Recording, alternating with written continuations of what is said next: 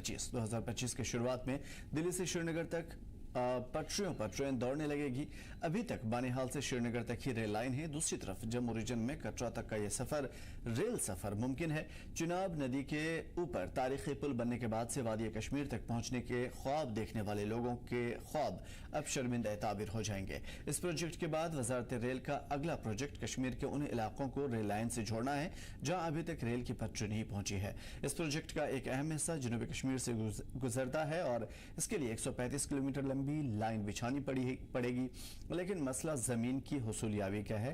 किसान किसी भी कीमत पर अपनी जमीन देने के लिए तैयार नहीं है। यानी सियासी जमातें भी उनकी हिमायत में उतर आई हैं और सरकार से इस फैसले पर नजरसानी की अपील कर रहे हैं।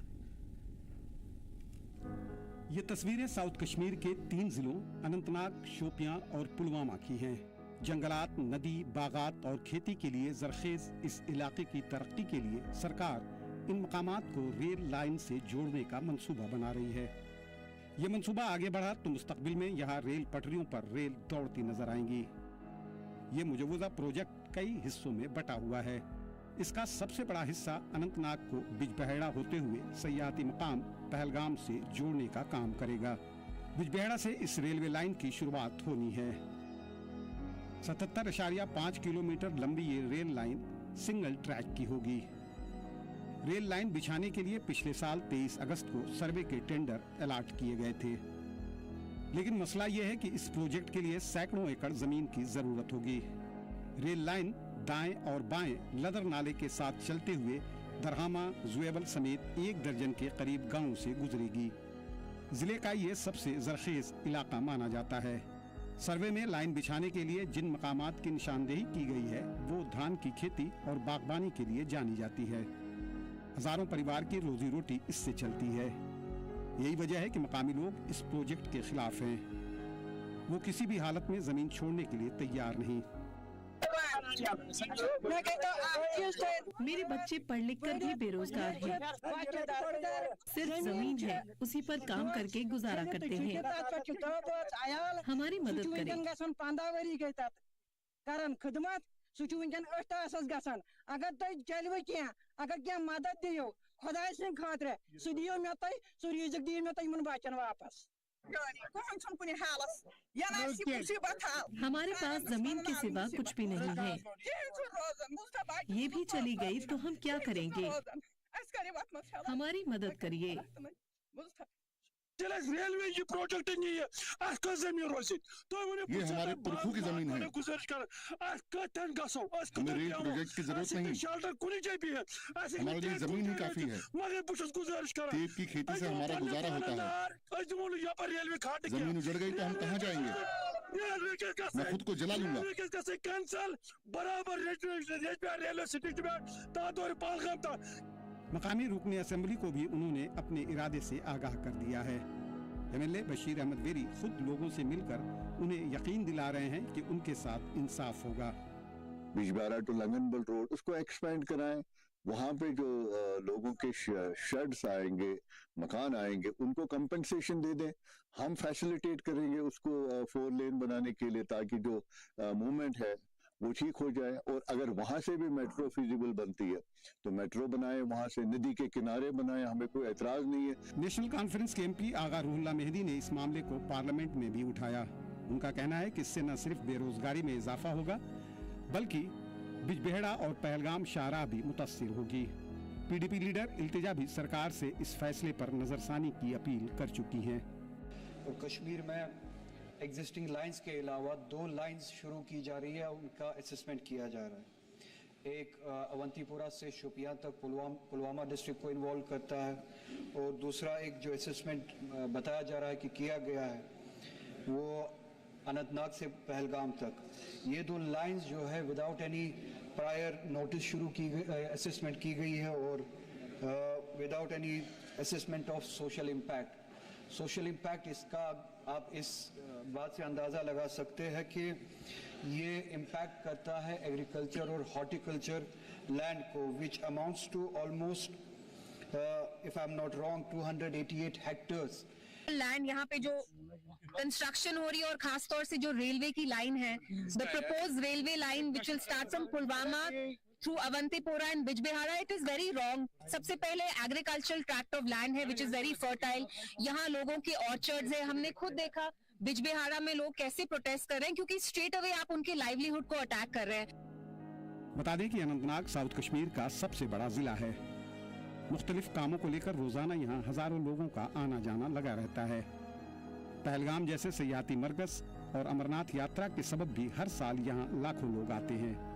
ये इलाका रेल लाइन से पहले से ही जुड़ा हुआ है.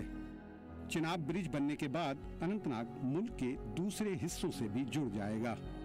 केसर टीवी के लिए अनंतनाग से जुनैद अहमद लूलू की रिपोर्ट. देखिए, डेवलपमेंट तो होना है, डेवलपमेंट किसी भी सूरत में रुकनी भी नहीं चाहिए और मुझे लगता है कि आवाम इसकी मुखालिफत में भी नहीं है. लेकिन सवाल है सिर्फ ज़मीन का. किसकी ज़मीन पर रेलवे लाइन बिछाई जाए और सरकार ने इसके लिए क्या प्लान तरतीब दिया है, किस तरीके की चीज़ें बनाई, क्या इलाकाई लोगों से बातचीत हुई, उन्हें कॉन्फिडेंस में लेने की कोशिश की गई, क्या उनकी ज़मीन के बदले दूसरी ज़मीन दी गई या उनका मुआवजा दिया गया, या फिर लोग आखिर इस नतीजे पर क्यों पहुंचे कि अगर उनकी जमीन छीनी गई तो वो खुद को आग लगा लेंगे, खुद को खत्म कर लेंगे. लोग अपने आंखों में आंसू भरे हुए सरकार से अपनी नाराजगी का इजहार क्यों कर रहे हैं? और क्या सरकार या फिर रेलवे अथॉरिटी क्या इतनी ज्यादा बेरहम है कि आम लोगों की जमीन को छीन करके वहां पे किसी दूसरे जरिए से सरकारी कामकाज किया जाएगा? ऐसा कुछ भी नहीं है, या फिर शायद इसमें कोई चीज है. सच्चाई कितनी है या फिर गहराई कितनी है, इन तमाम तर चीजों की जांच पड़ताल करेंगे. आज मुदस्सिर ठोकर साहब हमारे साथ मौजूद हैं, सोशल एक्टिविस्ट और इन इलाकों से वाकिफ है. खास तौर पर वो जानते हैं कि इन इलाकों में क्या प्रॉब्लम है लोगों की, किस तरह की मुश्किलात हैं. सोफी अरफात साहब भी हमारे साथ जुड़े हुए हैं, एक्स म्यूनिसिपल कम्युनिटी प्रेसिडेंट भी रहे हैं और एनसी लीडर भी रहे हैं. लेकिन मुदस्सिर साहब, मैं आपकी तरफ आऊंगा इससे पहले कि लोगों की जो नाराजगी है आपने देखा भी, और यकीनन लोगों की बातें जायज भी हैं अपनी जगह पे, लेकिन फिर रेलवे का क्या होगा? रेलवे अगर नहीं बिछेगी तो डेवलपमेंट का क्या होगा? Thank you sir. Am I audible to you? जी बिल्कुल. बखूबी आपने फरमाया कि डेवलपमेंट हमारे कश्मीर का एक इशू है. कोई इससे पीछे नहीं है कि हम भी चाहते हैं कि कश्मीर में डेवलप हो जाए, डेवलपमेंट हो जाए, रंग हो जाए, कम्युनिकेशन हो जाए. तो रेलवे प्रोजेक्ट जो हमारा है, ड्रीम प्रोजेक्ट ऑल्सो, हम भी चाहते हैं कि कश्मीर तो कन्याकुमारी हम कनेक्ट हो जाए इंडिया से. जो हमारा कौमी शहर है NH-44 वो तो हमेशा बंद ही रहता है विंटर के मौके में. तो अब जो हमारा ये रेलवे कनेक्टिविटी हुई है जो कमिंग मंथ में स्टार्ट हो रही है, जम्मू से भी कश्मीर ट्रेन आएगी. बट मसला यहाँ पे जो है कि जो कॉमन और लोकल एरियाज है, जब उनके दरमियान रेलवे ट्रैक्स बिछा जाएंगे वहां के लाइवलीहुड्स पे डायरेक्ट असर पड़ता है. कैसे? देखिए सर, अगर हम शोपियान की बात करें, शोपियान का पूरे इंडिया में सेब नंबर 1 पे. बिल्कुल. तो जो पैटर्न इन्होंने लिया, जो मैप रोड इन्होंने लिया, उसमें hundreds and thousands of hectares जो एप्पल ऑर्चर्ड्स है वो तबाह हो रही है. जाहिर सी बात है कि ये न सिर्फ हमारी माशियत पे अटैक है जहां से ये निकाल रहे हैं लाइन, बल्कि हमारे कमिंग जनरेशन पे भी उनका असर पड़ जाएगा. क्योंकि जो उनकी पुरखों की जमीन है, जो उनसे मुंसलिक है, जो सेब के बागात से मुंसलिक है, ये वही लोग जानते हैं कि 50 साल 30 साल वेट करके इस बूटे को बड़ा करने के लिए, उसके बाद ये एक्सपेक्टेशन करना कि हमारे आने वाली पीढ़ी जो है, हमारे आने वाली नस्ल जो है वो अपना रोजगार इन चीजों से करे. तो जो इन्होंने रेलवे के प्रोजेक्ट यहाँ पे एस्टिमेट दिए हैं, जिसमें हमारा अनंतनाग भी आ रहा है, जिसमें हमारा शोपियान पुलवामा कनेक्टिविटी भी आ रही है, तो हम अच्छी बात है, इट्स अ गुड सेटअप की डेवलपमेंट हो रही है. बट फैक्ट ये है कि वहां से ही क्यों, जहां से कश्मीरियों का रोजगार बन रहा है. ठीक है, क्या सरकार से इस सिलसिले में कोई बातचीत हुई है? कुछ सेकंड प्लान है, कुछ मुआवजा वगैरह देने की बात कही गई है मुदस्सिर साहब?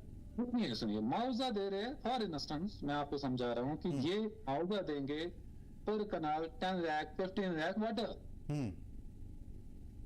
मगर जो उनकी एक्सपेक्टेशन है कि हमारे साथ पीढ़ियां इस पे पालेंगी.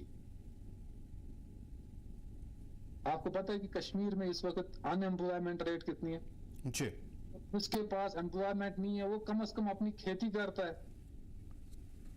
जब वन टाइम उनको मुआवजा दिया जाएगा, one time, I mean you understand what does this mean, one time. मेरी जमीन है, मेरी जमीन में से रेलवे निकल रहा है, मैं अपने लिए ये वन टाइम मुआवजा लूंगा, तो what about my future generation? और फ्यूचर जनरेशन की आप बात छोड़िए, जो हमारा ट्रेडिशन है जिससे हम जाने जाते हैं कि शोपियान का सेब सबसे बढ़िया सेब है, इंडस्ट्री पे डायरेक्ट इफेक्ट पड़ता है। अब इन्होंने रेलवे ट्रैक अगर बिछानी है तो नेशनल हाईवे तो ऑलरेडी निकल चुका है, उसका तो मुआवजा हो चुका है, क्यों ना उसी के पैरेलल में रेलवे ट्रैक बिछाई जाए? Why to disturb and destroy another sources? अब दूसरी बात यह है कि मैं यहाँ पे समझाना चाहता हूँ कि अगर जम्मू से हमारी डायरेक्ट ट्रेन अनंतनाग आ रही है, तो वहां से अगर ये अनंतनाग से डायरेक्ट इसको पहलगाम ले जा रहे हैं 20 किलोमीटर के रेलवे ट्रैक के, और जो वहां के ड्राइवर साहिबान है, वहां का टूरिज्म जो है वो एट अ टाइम खत्म हो जाएगा, क्योंकि जो बाहर से सियाह आ जाएगा वो अनंतनाग में रुकेगा नहीं, उसको डायरेक्ट पहलगाम उतरना पड़ेगा, और जो ये बीच में हजारों लाखों लोगों का रोजगार है वो उससे डायरेक्ट खत्म हो जाएगा, वो सेंटर के हाथ में आ जाएगा। उसी तरह अगर हम शोपियान की बात करेंगे, जहां से आप ट्रेंस एरिया से, शर्माल एरिया से, वो तो फर्टाइल लैंड है, और जो वहां की रेलवे ट्रैक निकल रही है उससे 50% इम्पैक्ट पड़ रहा है डायरेक्ट हमारे एप्पल इंडस्ट्रीज पे। ये दो तरीकों की तलवार हम ग्रोवर्स पे चल रही है। अब इनको कंपनसेशन, हम ये नहीं कहते कि हमें रेलवे शोपियान में नहीं चाहिए, क्यों नहीं चाहिए, चाहिए, दूसरा रास्ता भी है हमारा, तो वो एरिया भी है जहां से सेबू के बागात नहीं है हमारा, वो उस एरिया से भी आ सकते हैं। इतने टर्न लेना, सिटियों में जाना, मकानों के अंदर घुसना, तो ठीक है। आपने कहा कि ठीक है, वो सेकंड प्लान पे भी हम बात करेंगे। आपने कहा कि 50% इम्पैक्ट पड़ेगा। तो जो हमारी मैन लाइन है फ्रॉम जम्मू टू श्रीनगर, वो तो बारामूला तक अटैच हो रही है। अगर इन्होंने अब रेलवे का सोचा है कि भाई हमने शोपियान कनेक्ट करना है, हमने पहलगाम कनेक्ट करना है, पहली बात मैं यहाँ पे बताना चाहता हूँ कि अनंतनाग से नीचे रेलवे लगाना मतलब वहां के एनवायरमेंट के साथ खिलवाड़ करना, वहां के फॉरेस्ट के साथ खिलवाड़ करना, वहां के वेदर वाटर के साथ खिलवाड़ करना, और वहां के जो ड्राइवर साहिबान, टूरिस्ट जो वहां पे ब्रेसिंग प्लेसेस है, वहां के टूरिस्ट प्लेसेस है, उनके साथ सीधे सीधे खिलवाड़ करना। ठीक है, और आपने कहा कि एनवायरमेंट, वाटर, वेदर, इन सब पे असर पड़ेगा। मैं इसका जवाब लूंगा आपसे, और 50% इम्पैक्ट कैसे पड़ेगा, क्या इसका डेटा है, वो भी जानने की कोशिश करेंगे आपसे। लेकिन सोफिया अरफात साहब एक्स म्युनिसिपल कम्युनिटी प्रेसिडेंट भी हैं, एनसी लीडर भी रह चुके हैं, हमारे साथ जुड़े हुए हैं। सर, आपका इस्तकबाल है। मैं आपसे सीधा सवाल करना चाहूंगा, जम्मू कश्मीर में देखिए जो चीजें प्रॉब्लम हैं ऑन ग्राउंड, उस चीज से हमें इनकार नहीं है। सवाल यह है कि क्या इन तमाम तर चीजों में सरकार डेवलपमेंट का काम ना करे? देखिए, डेवलपमेंट की तो कोई मुखालफत नहीं कर रहा है। Development is an going process, और ये लोगों की फलाह बहबूद के लिए है, लोगों की बका के लिए है, और लोगों को उससे बहुत सारे फवायद हासिल होते हैं। लेकिन मैं एक चीज आपके माध्यम से, आपके जरिए से लोगों तक या सरकार तक पहुंचाना चाहता हूं। सबसे पहले अगर हम डायमेंशंस देखेंगे कश्मीर वैली की, तो ये 90/70 माइल्स का टोटल एरिया है। बिल्कुल 90 miles length and 70 miles in width. तो इस छोटे से एरिया में यहाँ पर कोई बड़ी एग्रीकल्चरल एक्टिविटी नहीं होती है, लेकिन यहाँ पर प्योरली सबसे ज्यादा जो इन्वॉल्वमेंट है वो है हॉर्टिकल्चर की। और उसके बाद यहाँ का जो एनवायरनमेंट है वो बहुत ही फ्रेजाइल है। यहाँ की इकोलॉजी को कितना ज्यादा हम डिस्टर्ब कर सकते हैं अपनी इस डेवलपमेंट के चक्कर में, ये भी हमें देखना है। क्योंकि यहाँ की फ्रेजाइल इकोलॉजी और एनवायरनमेंट को देखते हुए हमें जो भी फैसले लेने हैं सरकार को उसमें सबसे पहले चीज जो है वो यहाँ के इस चीज को देखना है कि इकोलॉजी और एनवायरनमेंट को। दूसरा, लोगों के डायरेक्टली इस वक्त जो ये प्रपोज्ड रेलवे लाइन का मैप हमारे सामने आया है, शोपियान एंड पहलगाम, ऑलमोस्ट इस एरिया की पॉपुलेशन जो 30 लाख के आसपास है, जो फुल्ली डिपेंडेंट है हॉर्टिकल्चर के ऊपर। और उसके बाद यहाँ आप देखिए कि इन सारे लोगों की लाइफ इंपैक्ट होगी, बहुत डेंट पड़ेगा। और दूसरा, जहां पर आप NH501 इस वक्त पहलगाम के लिए ले जा रहे हैं, एक अच्छा खासा रोड तो बिल्कुल श्री अमरनाथ जी गुफा तक जाएगा, तो वो ऑलमोस्ट एक ऑल वेदर रोड है, क्योंकि उसके जहां पर मौसम ज्यादा खराब रहता है वहां पर टनलिंग है। तो उसके बाद वो पूरा रोड जो है जुजिला तक कवर कर सकता है हमारा जितना भी है। अगर लोगों की तरफ से या लोगों के रिप्रेजेंटेटिव्स की तरफ से ये डिमांड आती कि हमें यहाँ पर रेलवे लाइन की जरूरत है, तो मुझे लगता है कि सेंट्रल गवर्नमेंट को तब इस बारे में सोचना था। और दूसरा, ये इन जैसे फैसलों से ये साबित होता है कि ये एसिमेट्रिक फेडरलिज्म जो है ये बिल्कुल हकीकत है आज की डेट में, क्योंकि सिमेट्री इसमें कहीं पे भी नहीं है, और जहां पर लोगों को जरूरत है वहां पर उनको पहुंचाना है उस डेवलपमेंट के लेवल को, वरना जहां पर लोगों को इससे जुल्म हो रहा है, लोगों के ऊपर नाइंसाफी हो रही है, जैसे कि हमारे पार्लियामेंटेरियंस ने दोनों, जो मियां अल्ताफ साहब साउथ कश्मीर को रिप्रेजेंट करते हैं, अकबर उल्लाह साहब जो सेंट्रल कश्मीर को रिप्रेजेंट करते हैं, और उसके बाद हमारे जो कंसर्न एमएलएज हैं, जनाब अल्ताफ कुल्लू साहब है पहलगाम से, डॉक्टर बशीर मीरी साहब है बिजबिहारा से, ये पब्लिक रिप्रेजेंटेटिव्स पब्लिक के मूड को दर्शाते हैं। अगर इन्होंने इस चीज की मुखालफत की है तो इन्होंने ग्राउंड में ये चीज देखी है कि वाकई इससे हमारे हालात बहुत खराब होंगे, हालात बिगड़ेंगे, यहाँ के लोगों के रोजगार के ऊपर फर्क पड़ेगा, यहाँ के माहौल के ऊपर फर्क पड़ेगा। और उसके साथ साथ मैं जो पहले अर्ज कर चुका हूं कि उतनी ज्यादा वसी और अरीज हमारी कश्मीर वैली नहीं है कि जहां पर मल्टीपल मोड्स ऑफ ट्रांसपोर्टेशन की हमें जरूरत है। हाँ, एक बहुत बड़ा सपना जो पूरा होने जा रहा है, हम उसके लिए सेंट्रल गवर्नमेंट के काफी मशकूर है। जितने भी सक्सेसिव रिजीम्स आई हैं उन्होंने जम्मू से लेकर बारामूला तक की जो रेलवे लाइन का काम है वो अब मुकम्मल होने जा रहा है। उसमें दुनिया का सबसे ऊंचा रेलवे ब्रिज भी ये भी हमारी शान है।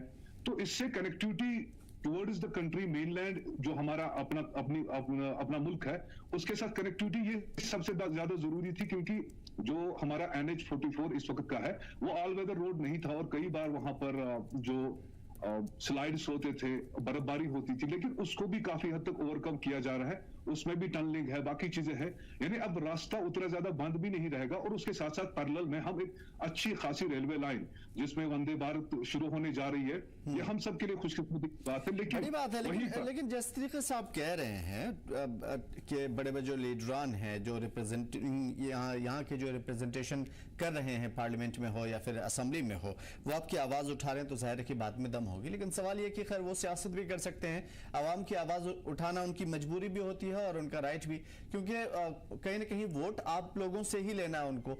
सवाल ये है, जिस तरीके के जज्बात हमने देखे हैं जम्मू कश्मीर में, आपने कहा कि लोग यहाँ पे नहीं देना चाहते, इसकी वजह है कि उनके पास बहुत ज्यादा है नहीं चीजें। जम्मू में भी तो सेम सूरत हाल है, तो फिर जम्मू के लोगों ने किस तरीके से बरसों से रेलवे लाइन को अपनी जमीनें दी, डेवलपमेंट देखिए वहां पे।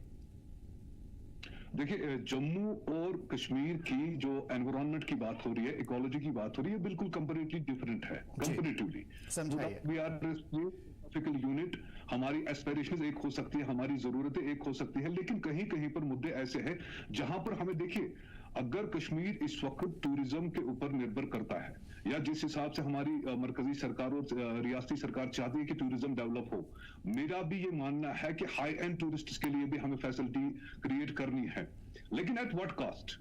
देखिए, टूरिज्म तभी मुमकिन है जब यहाँ पर लोग तभी देखने आएंगे। कश्मीर को एशिया का स्विट्जरलैंड इसलिए कहा जाता है, यहाँ के जंगलात, यहाँ का माहौलियात, यहाँ का फ्लोरा एंड फाना, अगर ये सही तरीके से इसको हम कंजर्व कर पाए। अब देखिए, रिवर लेदर जो है इस वक्त कभी भी उसमें मतलब फ्लैश फ्लड्स भी आते हैं, नॉर्मल फ्लड्स भी आते हैं, और उसमें उस वक्त वहां पर जो सारा इंफ्रास्ट्रक्चर होता है, चाहे वो प्राइवेट हो पब्लिक हो, वो डैमेज होता है, क्योंकि उसकी एक हिस्ट्री रही है। तो उस हिसाब से अगर हम देखें तो ये जो इस वक्त कोई भी प्रोजेक्ट मरकजी सरकार हो या रियासती सरकार हो, उनको 10 बार सोचना चाहिए यहाँ की माहौलियात से मुतलिक, एनवायरनमेंट के मुतलिक, क्योंकि हमारा सबसे बड़ा कंसर्न पहले एनवायरनमेंट है, उसके बाद उसी से मिलता जुलता, उसी के इक्वल लोगों का सर्वाइवल।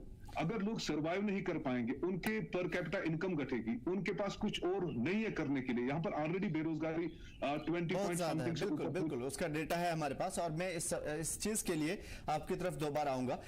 जो फिलहाल पुलवामा या शोपियां की चीजें बातचीत डिस्कस हो रही हैं, उसके ऊपर एक नजर डाल लेते हैं।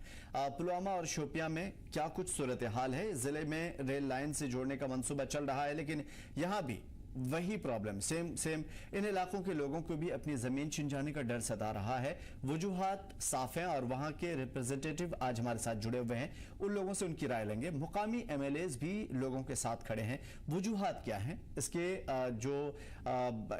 पसे पर्दा क्या कुछ है, वो कुछ जानने की कोशिश करेंगे। पहले देखिए पैकेज। इस वक्त मैं खड़ा हूँ जिला शोपियान के त्रेंज इलाके में, जहाँ पे हाल ही में कुछ दिन पहले जो है नई रेलवे के लिए सर्वे कर दी गई है। मैं आपको बता दूं कि वो सर्वे बिल्कुल बगीचों से निकल के होते हैं। यहाँ की जो है एंसिस्ट्रल लैंड, हॉर्टिकल्चर और एग्रीकल्चर लैंड जो है वो इसी रेलवे के तहत जो है दब जाती है। पुलवामा और शोपियां में भी इस मुजवजा प्रोजेक्ट को लेकर पुरजोर एहतजाज हो रहा है। हाल ही में काकपोरा से लेकर शोपियां तक नई रेल लाइन बिछाने को लेकर सर्वे किया गया था। सर्वे में बभार, मोंघामा और सोनसामिल में रेलवे लाइन बिछाने की तजवीज है। इन इलाकों के लोगों को भी अपनी जमीन छिन जाने का डर सताने लगा है। मकामी एमएलए भी लोगों के साथ खड़े हुए हैं। पुलवामा डीडीसी ने तो इस प्रोजेक्ट के खिलाफ बाज़ाब्ता एक तजवीज भी मंजूर कर इसे डिप्टी कमिश्नर के जरिए रेल मिनिस्ट्री को भेज दिया है। किसानों और बागबानों का कहना है कि जमीन ही उनके लिए रोजी रोटी कमाने का जरिया है। उनका कहना है कि इस प्रोजेक्ट के लिए कोई और जगह तलाश की जाए।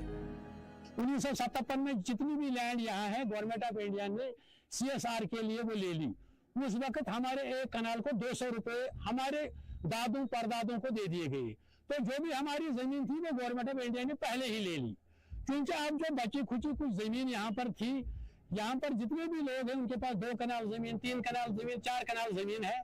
और ये जो जमीन है ये जरखेज जमीन है। क्योंकि ये रेलवे लाइन जब आ गई तो उन्होंने कुछ दूसरे साइटें दिखाई थी। कुछ पहले ये रेलवे लाइन थी, ये तो निकलती थी पंचगाम से शोपियान तक, क्योंकि वहाँ की जमीन उनके पास बहुत जमीन थी, हमारे पास बहुत कम जमीन है। कल यहाँ जो सर्वे हुई ना, हमारे गांव में बिल्कुल जमीन ना के बराबर है। और ये जो हम रहते हैं, हम टाउन के साथ भी रहते हैं, मतलब जमीन नहीं बच जाएगी हमारी। एक तो हमारा यहाँ रोड निकला, पहले भी निकले 2-4 रोड, और हमारी जमीन गई सारी सेंट्रल गवर्नमेंट ने पहले ही ले ली, आज से 50 साल पहले। अब हमारे पास कुछ बचता ही नहीं है। अब ऊपर वाला ये हाफिज है, हम जाए तो जाएंगे कहाँ। पिछले साल वजीर रेल अश्वनी वैष्णव ने लोकसभा में कहा था कि जम्मू कश्मीर को रेल नेटवर्क से जोड़ने के लिए आने वाले दिनों में रेल लाइनें बिछाई जाएंगी। इसमें 77.5 किलोमीटर सबसे लंबा ट्रैक अनंतनाग, बिजबिहाड़ा, पहलगाम तक का है। इसके अलावा इस प्रोजेक्ट में बारामूला उड़ी तक 50 किलोमीटर, सोपोर कुपवाड़ा तक 35.7 किलोमीटर, अवंतीपुरा शोपिया तक 27.6 किलोमीटर रेल ट्रैक शामिल है। अनंतनाग पहलगाम के लिए जिस जमीन की निशानदेही की गई है उसमें 686 एकड़ बागात की जमीन है। माहिरीन माहौलियाती असरात के बारे में भी खदशात जाहिर कर रहे हैं। उनका कहना है कि मईशत, माहौलियात और तरक्की के बीच तवाज़ुन कायम करना बड़ा चैलेंज है। ये जो 400 फुट चौड़ाई में ये जमीन एक्वायर करने जा रहे हैं कि हमें 400 फुट जमीन चाहिए, तो ये तो सब इलाका खत्म हो जाता है। बस्ती की बस्तियां उजड़ रही है। यहाँ मंगामा देख लीजिए, खत्म हो रहा है वो मंगामा सब। वहाँ वो उधर देख लीजिए, बाकी जो बरपोरा है और या बबहार है, और आप सनसैन भी देख लीजिए। यहाँ कब्रिस्तान भी नहीं रहता है, यहाँ कब्रिस्तान भी जाता है। यहाँ हमारे कब्रिस्तानों को भी बर्बाद करने जा रहे हैं। यहाँ तो बागात तो है ही, लेकिन बस्तियों के बस्तियां उजड़ रही है। मेरे ख्याल मैंने पहली बार ये सुना है कि ऐसी कोई डेवलपमेंट हो रही है जिसमें हमें गाँव के गाँव तबाह करनी है। डेवलपमेंट हम कर रहे हैं लोगों के लिए, लोगों की आसाइश के लिए, लोगों के आराम के लिए, लेकिन ये डेवलपमेंट। बता दें कि 1 किलोमीटर हाईवे या रेलवे लाइन के लिए तकरीबन 30 कनाल यानी 1.50 हेक्टेयर जमीन की जरूरत होती है।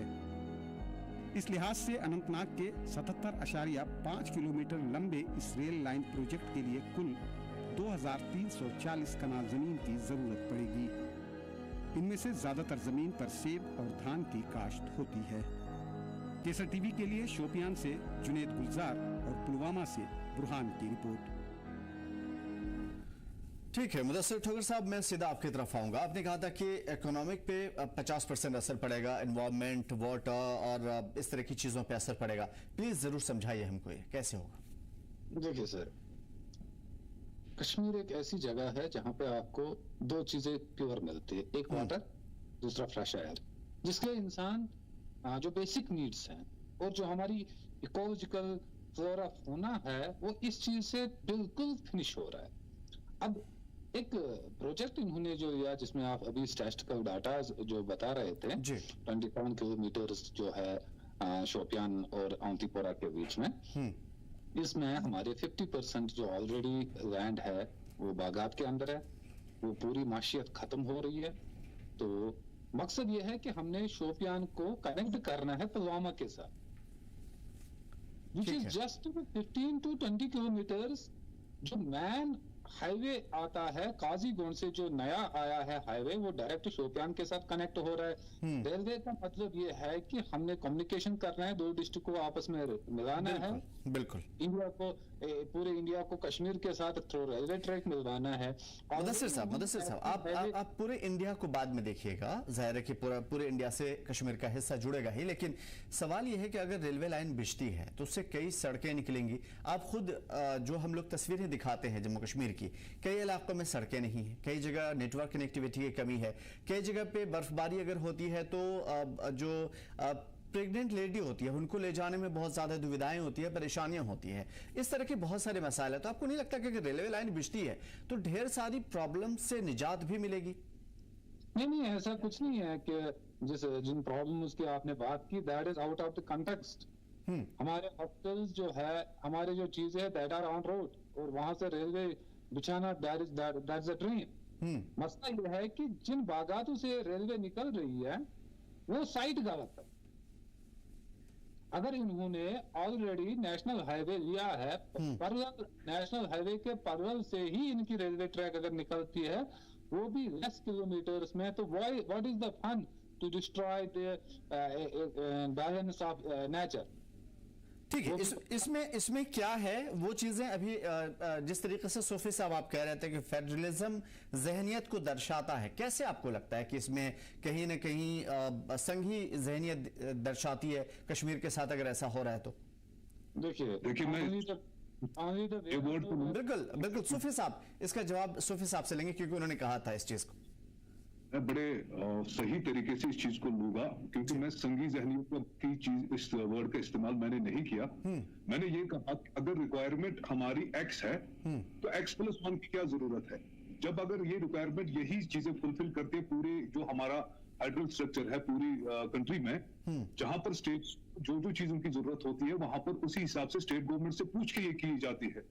और एसिमेट्रिक फेडरलिज्म ये तब बन जाता है जब यहाँ की स्टेट गवर्नमेंट को उनसे मशवरा लिए बगैर, उनकी मंशा जाने बगैर उसको यहाँ पर अप्लाई करने की कोशिश की जा रही है। तो कहीं ना कहीं लोगों को लगता है कि जो वो इमोशनल डिस्कनेक्ट था पहले, या इमोशनल डिस्कनेक्ट को अभी फिर से हवा दी जा रही है, ताकि लोगों के रहन सहन को उजाड़ना, उनकी बस्तियां उजाड़ना, उनका लाइवलीहुड को डिस्टर्ब करना, और साथ में हमारे माहौलियात को बर्बाद करना, ये कहीं ना कहीं हमें उस नेगेटिविटी की तरफ धकेल देता है जो हम नहीं करना चाहते। क्योंकि हमारा मुल्क एक है, हम उस कंट्री के वासी हैं जहां पर हम सब लोग कश्मीर से लेकर कन्याकुमारी तक इंडिया एक है, इसमें हमें कोई दो राय नहीं है, कम से कम मुझे तो बिल्कुल भी नहीं है। लेकिन सूफी साहब जिस तरीके से आप कह रहे हैं, आपको क्या, मैं ये चीजें थोप नहीं रहा आपसे, मैं चाहता हूं कि बातों की गहराई में उतरने की कोशिश करूं। इस वजह से मैं सवाल करना चाहता हूं आपसे, आपको क्या ऐसा लगता है लोगों को कि अगर इस तरह की चीजें, रेलवे प्रोजेक्ट यहां पे आ जाता है, लोगों का आना जाना बहुत ज्यादा आसान हो जाता है, तो कश्मीर जिस तरीके से अभी बहुत ज्यादा मुख्तलिफ है इंडिया के दूसरे हिस्सों से, तो यहां पे भी वैसे ही हो जाएगा जैसे इंडिया के दूसरे मुख्तलिफ इलाके हैं। यहाँ पे भी जो श्रद्धालु हैं या दीगर लोग जो यहाँ पे आते हैं, आमतौर पे हम देख पाते हैं अमरनाथ के टाइम पे या दूसरे मंदिरों में इबादत के टाइम पे जो लोग आते हैं, तो क्या आप लोगों को ये लगता है कि इंडिया का बहुत ज्यादा पार्टिसिपेंट हो जाएगा कश्मीर में? इंडिया का पार्टिसिपेशन क्यों नहीं होना चाहिए यहाँ पर? We are not different. We are not any other. सिर्फ कश्मीर के लोग, देखिए ये इस सवाल इस वजह से भी बनता है, बिल्कुल आप पूरे जवाब दीजिएगा, मैं टाइम दूंगा आपको। इस सवाल इस वजह से भी बनता है कि इंडिया के किसी भी हिस्से में, देखिए ना सिर्फ लैंडस्केप जो है कश्मीर का, सिर्फ कश्मीर में ही नहीं है वैसा, ऐसा इंडिया के कई इलाकों में है। वेदर हो सकता है डिफरेंट हो, लेकिन लैंडस्केप है। लेकिन उसके बावजूद वहां के लोगों ने कभी इस तरह से एहतजाज नहीं किया जिस तरीके से कश्मीर में देखने को मिल रहा है। आपके पड़ोस में जम्मू में कभी इस तरह की चीजें नहीं हुई, तो कश्मीर में आखिर इतना ज्यादा जज्बात क्यों दिख रहा है? देखिए, जज्बात की बात जब इंसान के पेट पे लात पड़ती हो तो तब जज्बात क्या कोई भी चीज बाहर निकल के आते हैं। आप ये खुद समझ लीजिए, अपने अभी पहले आपने जो क्वेश्चन किया उसमें बताया कि कश्मीर इंडिया के दूसरी स्टेट से मुख्तलिफ है, यानी ऐसी कुछ स्टेट्स ऐसी है जिनकी टोपोग्राफी टोपोग्राफी डिफरेंट है। तो उस टोपोग्राफी और एनवायरनमेंट को मद्देनजर रखते हुए हम बोलते हैं कि कश्मीर डिफरेंट है and Kashmir should be preserved for what it stands for. Kashmir stands for its beauty, Kashmir stands for its environment, Kashmir stands for its ecology, Kashmir stands for everything. And now coming back to your question that कि श्रद्धालु devotees जो श्री अमरनाथ जी के लिए आते हैं या माता वैष्णो जी स्थापन पे आते हैं, अरे भाई मेरे, कश्मीरियत इसी चीज का नाम है कि हम लोगों ने अपने कांधों पे बिठा के आज तक यात्रियों को यात्रा करवाई है। अब देखिए, जिस्मानी तौर से भी लोग कमजोर हो रहे हैं, बाकी चीजें भी हो रही है, और हम उस चीज में ऑलरेडी एक अल्टरनेटिव बना है जहां पर पगडंडियों के ऊपर से चलते हुए घोड़े से या पालकी से श्रद्धालु जाते थे। ये सवाल सूफी साहब इसी वजह से है कि कहीं ऐसा तो नहीं है, क्योंकि आप देखिए रिप्रेजेंट कर रहे हैं पब्लिक को, कहीं खौफ ये तो नहीं है कि जो लोगों का रोजगार उससे जुड़ा रहता है, इन तमाम रेलवे की वजह से जो है वो रोजगार खत्म हो जाएंगे और एक बहुत बड़ा तबका इससे अलग हो जाएगा? देखिए, मैं आपको यहाँ पर बताता चलूं कि ऑलरेडी NH 501 का टेंडर भी अप्रूव हो चुका है, वो शायद टेंडर है। NH 501 एक लाइफलाइन बनेगी यहाँ से लेकर पूरे श्री अमरनाथ जी गुफा तक और उसके बाद जोजिला तक भी, यानी जो इस एरिया में देखिए हैबिटेशन बिल्कुल नहीं है, एक ही वाहिद पर्पज है पहलगाम से ऊपर उसको ले जाने का, ताकि यात्रियों को पूरी सुविधा मिले, उनको पूरी सपोर्टेशन मिले। तो वो चीज अगर गवर्नमेंट एक तरफ से कर रही है और हम इसको वेलकम कर रहे हैं, उससे भी तो रोजगार छिनने का डर था। चलिए रोजगार छिन जाएगा लेकिन वो कोई अल्टरनेटिव पे जाएंगे, लेकिन जहां पर इस देखिए आप खुद ये समझ लीजिए कि कश्मीर का ये इकोलॉजी इतनी फ्रेजाइल है कि मुझे लगता है कि ये रोड प्रोजेक्ट भी बहुत ज्यादा हमें डिस्टर्ब कर रहा है। हजारों की तादाद में कॉनिफेरस फॉरेस्ट्स को डिस्ट्रॉय होना है, लेकिन अब हमें पता है कि लोगों को फैसिलिटीज चाहिए, वक्त एक जैसा नहीं रहता है, और अगर ये यहाँ पर माहौलियात को के साथ वैसा ही खिलवाड़ किया जाए जैसे आपने उत्तराखंड में देखा, कितनी त्रासदी हुई वहां पर, कौन सी ट्रेजेडी हुई, कितनी बार हुई, कितना भूस्खलन हुआ, ये सारी चीजें गवर्नमेंट ऑफ इंडिया के लिए आई ओपनर होनी चाहिए थी। वो फैसिलिटीज दे, लेकिन माहौल के साथ छेड़छाड़ करने के बाद हम भी नहीं बचेंगे। बाकी आप श्रद्धालुओं की बात करते हैं तो हम अपने दिल में उनको लेकर बैठते हैं, हम अपने कांधों पे लेकर उनको बैठते हैं और उनके लिए पूरी सुविधाएं जो भी हमसे मुमकिन होती है वो करने की कोशिश करते हैं। बिल्कुल, इसमें कोई शक नहीं है। मुजम्मिल मंसूर साहब भी हमारे साथ जुड़े हुए हैं, पुलवामा से सोशल एक्टिविस्ट हैं। सर वेलकम करते हैं आपका। अभी ठोकर साहब, मैं आपकी तरफ आऊंगा और उसके बाद में मुजम्मिल साहब की तरफ आऊंगा। सवाल ये है कि जिस तरीके से आपने कहा कि ये सारी चीजें बदल रही हैं या बदलने का खतरा है, ये सारी चीजें देखिए, आपको चिनाब रिवर पे बने हुए पुल पे तो फख्र होता है, बाकी तमाम तर चीजों पे फख्र होता है, लेकिन अगर सरकार कोई डेवलपमेंट का काम कर रही है तो उस पर फख्र नहीं होता आपको, उसके लिए आप खड़े हो जाते हैं। देखिए सीधी सीधी बात है, हमें एक मैन चाहिए जो हमें कनेक्ट करेगा जम्मू से लेकर बारामूला तक। दैट्स ऑन कोर्स, वो तो बन चुकी है। ठीक है, तो क्या आपने कोई मेमोरेंडम या कोई भी याददाश्त आपने सरकार को दिया कि भाई ये प्रॉब्लम ज्यादा है, अगर इस तरीके से रास्ता अपनाया जाए तो ज्यादा आसानी होगी और लोगों को भी फर्क नहीं पड़ेगा? अब मेरी बात को डाइजेस्ट प्लीज कीजिए, बोलिए। मेरी बात को डाइजेस्ट कीजिए। हमें मैन रेलवे चाहिए था जो हमें जम्मू से बारामूला तक कनेक्ट करेंगे। उसके बाद दाएं बाएं इन्होंने रेलवे प्रोजेक्ट 10 किलोमीटर 20 किलोमीटर के लिए है, that is only to disturb the ecological system of Kashmir, specially जो एग्रीकल्चर और हॉर्टिकल्चर के साथ बिलोंग कर रहे हैं। अपार्ट फ्रॉम दैट कि इससे हमारी माशियत पे भी असर पड़ती है और जो हमारा लोगों का बिजनेस है उस पर इफेक्ट हो जाएगा। और सबसे बड़ी बात यह है कि जो रिहाइश मकानात है जहां पे लोगों ने अपने पुरखों की जमीनें रखी है कि वो वहां पे रहे बसे, उस सब पे it's an attack to them. हम ये नहीं कहते कि डेवलपमेंट ना हो जाए, रेलवे ट्रैक हमें जरूरत है, मगर मैन वेन की तरफ। उसके बाद जो बाकी है, अनंतनाग से पहलगाम 27 किलोमीटर दूर है। सर आप ही बता दीजिए ना कि सरकार आखिर क्या करे फिर? सरकार को अगर इन चीजों पे फोकस करना है, जो हमारा ऑलरेडी नेशनल हाईवे बन रहा है जी, तो नेशनल हाईवे के पैरेलल में ही रेलवे ट्रैक का ऑप्शन है उनको। मतलब जिन्होंने नेशनल हाईवे के लिए अपनी जमीनें दी हैं ऑलरेडी, वो जो उनकी बची कुची जमीन है वो भी दे दे अब। नहीं, नेशनल हाईवे में जो उन्होंने एस्टिमेट दिया है that is as far from that. जो 4 लेन के लिए जो बीच में उन्होंने 2 लेन ली है उसमें हमारी रेलवे एडजस्ट हो सकती है। तो जो एक दूसरा पैटर्न अब दे रहे हैं कि यहाँ से हमने डिस्टर्ब तो यहाँ का सिस्टम किया है फ्लोरा फौना, और जहाँ अब और एक एरिया हमारा बचा हुआ है खासकर शोपियान का ट्रांस एरिया, अब उसको भी खत्म करने जा रहे हैं। जाहिर सी बात है जो बीच में लोग जहाँ पे रहते हैं उनके पास जमीन नहीं रहेगी, उनके पास एग्रीकल्चर हॉर्टिकल्चरल लैंड नहीं रहेगी। सेब एक ड्रीम रहेगा कि लोग सेब कमाए। ठीक है, तो अब ये देखना काफी खास होगा कि सरकार इन तमाम चीजों पे कितनी तवज्जो देती है, और यकीनन हम इस चीज को आगे बढ़ाने की कोशिश करेंगे। तो मुदस्सिर ठोकर साहब, बहुत शुक्रिया हमारे साथ जुड़ने के लिए और आवाम की बात हम तक पहुंचाने के लिए, सरकार तक पहुंचाने के लिए।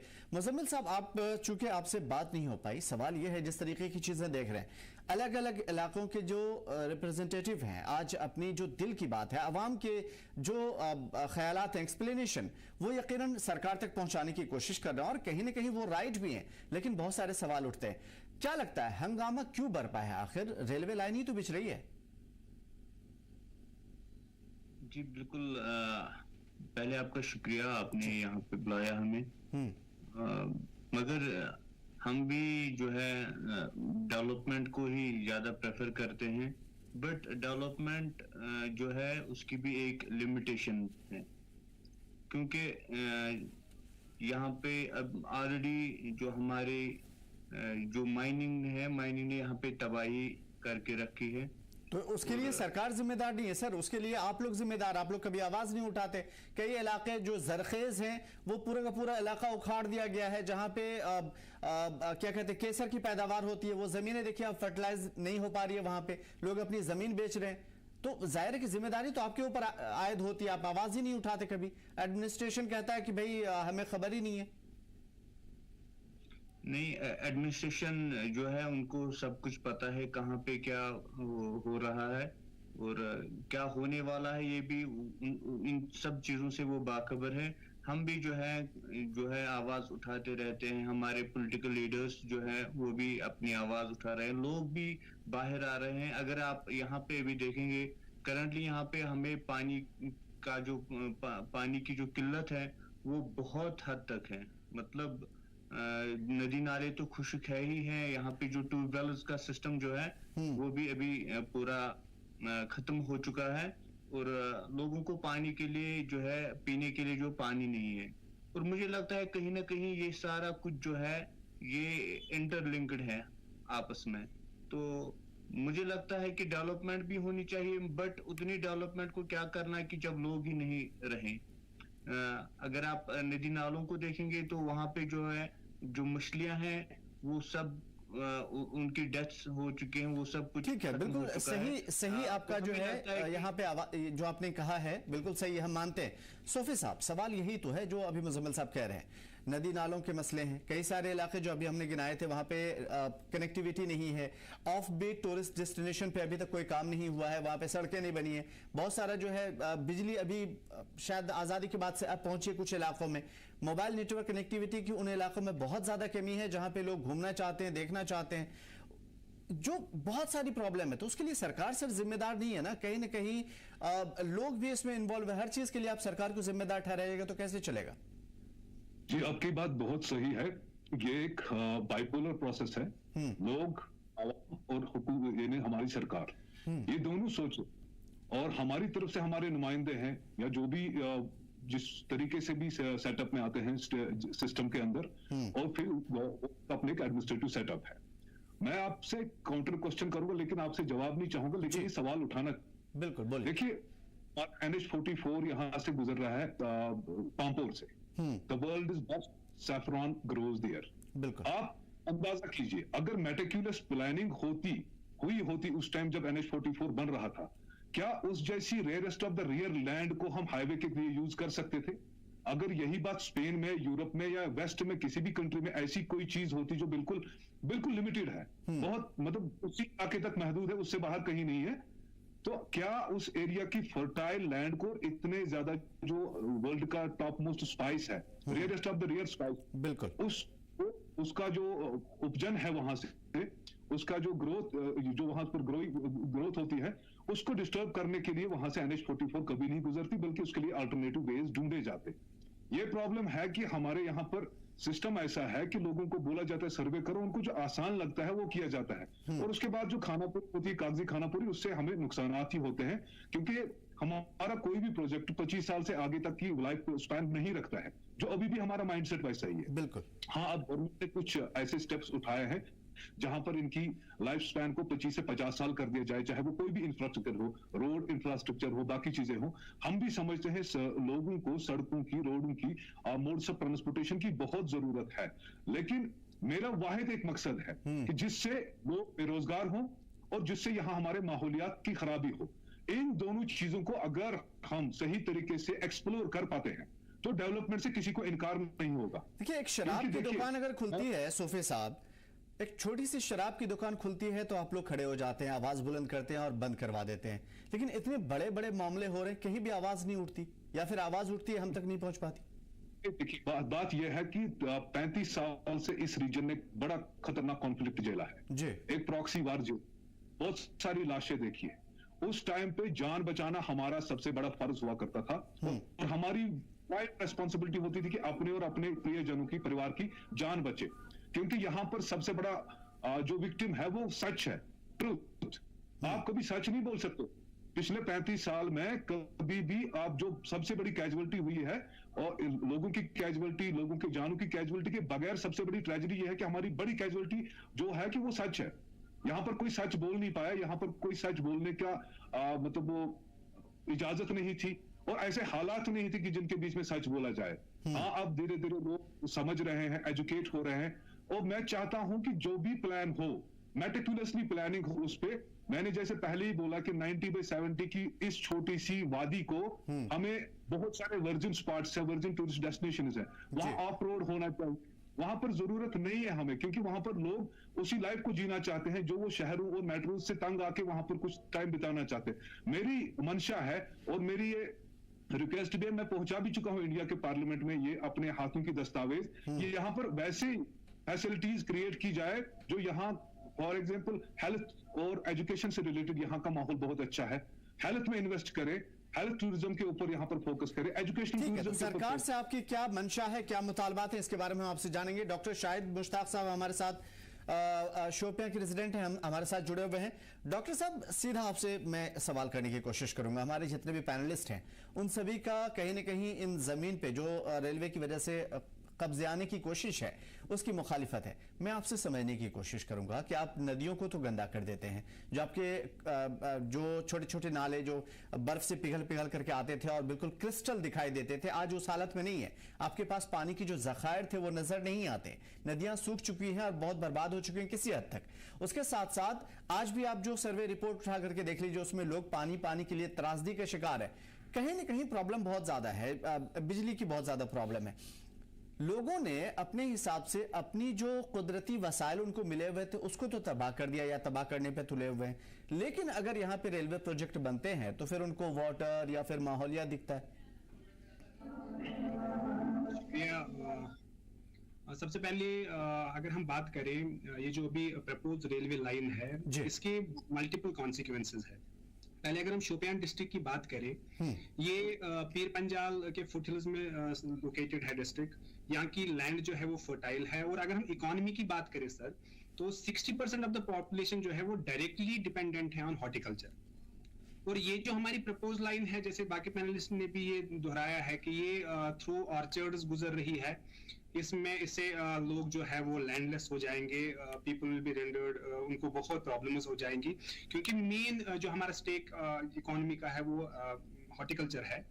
और हमारी लैंड जो है इसकी कैपेबिलिटी यही है कि हम ये एप्पल और बाकी जो फ्रूट्स है वो हम यहाँ उगा सकते हैं। अभी सर मैं एक चीज गवर्नमेंट ऑफ इंडिया और जो इसमें स्टेक होल्डर्स है, मैं उनसे ये चीज समझने की कोशिश करता हूँ कि on the name of development हम लोगों के लिवलीहुड को हम स्टेक पे नहीं ले सकते हैं। हम यहाँ पे जैसे कि हमारे बाकी पैनलिस्ट कह रहे हैं कि हम यहाँ ये जो हमारा जो इको टूरिज्म है जो उसको अगर हम डेवलप करने की कोशिश करेंगे, जो हमारे वर्जिन स्पॉट्स है, जो टूरिस्ट डेस्टिनेशन है, अगर हम वहाँ डेवलपमेंटल बात करें और जो भी प्रपोज प्रोजेक्ट जो गवर्नमेंट का आता है, तो मेरा ये मानना है कि उसमें लोगों की डिमांड होनी चाहिए थी। ये जो रेलवे प्रोजेक्ट है, मुझे किसी भी एंगल से ये नहीं लग रहा है कि इससे कोई डेवलपमेंट हमारे इस इलाके में हो सकती है, क्योंकि सर अगर हम देखें कश्मीर कोई बड़ा इंडस्ट्रियल हब नहीं है। यहाँ पे अगर हम देखें तो यहाँ इतने ज्यादा मैन पावर नहीं है जिनको हमने ट्रांसपोर्ट करना है, जिसके लिए हमें गांव-गांव रेलवे लाइन की जरूरत हो। 10-20 किलोमीटर के लिए हम रेलवे लाइन को लेके हम अपनी मेन स्टेक को हम जो है उसको हम दांव पे नहीं लगा सकते हैं। और अगर इसका हम देख लें, जो हमारे दो इंडस्ट्रियल एरियाज है, जो शोपियान में जो इंडस्ट्रियल एरिया बना है, जो हमारी मंडी है, और जो हमारा लासीपुर इंडस्ट्रियल बेल्ट है, अगर हम उनको कनेक्ट करने की कोशिश करें और उसको वया काकापोरा कनेक्ट करने की कोशिश करें, तो वहां से डैमेज को थोड़ा जो है वो कंट्रोल किया जा सकता है।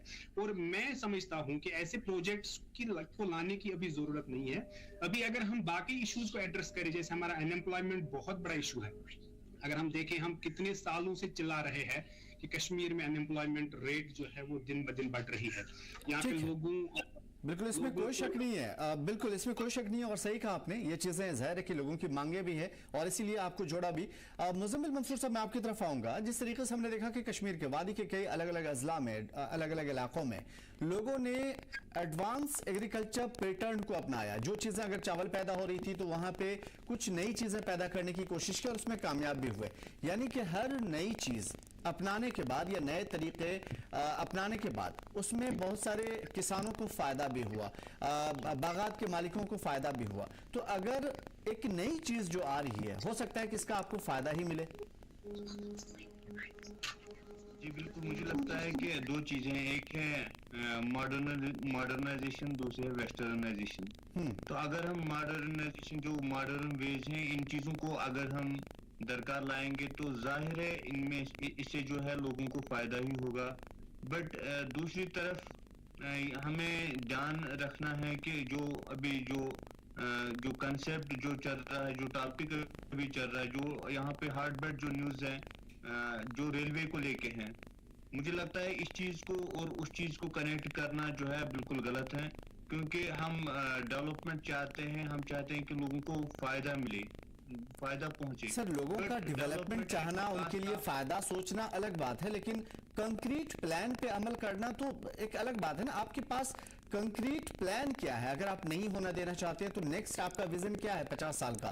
क्योंकि अलग दूसरे इलाके काफी ज्यादा आगे बढ़ जाएंगे और फिर आप वहीं के वहीं रह जाएंगे जहां पे अभी हैं। जी हाँ, हमारा भी यही कहना है कि डेवलपमेंट हो बट लिमिटेड हो, उतनी ही हो जितनी इंसान को जरूरत है।